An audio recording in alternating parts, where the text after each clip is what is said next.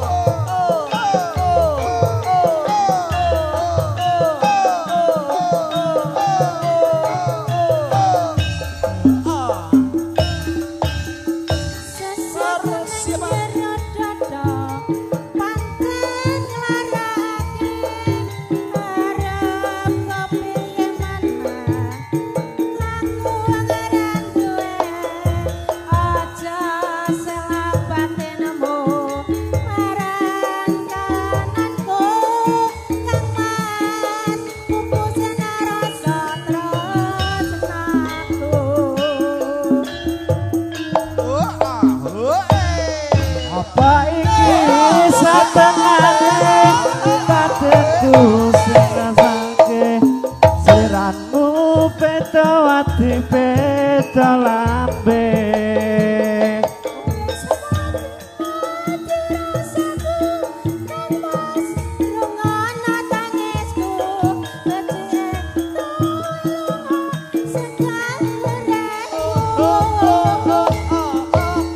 paribasan ngrangge lintang ing angkasa kowe tega gawe lara marang tresna.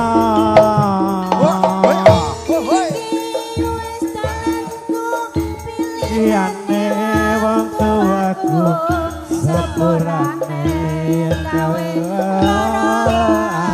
atiku.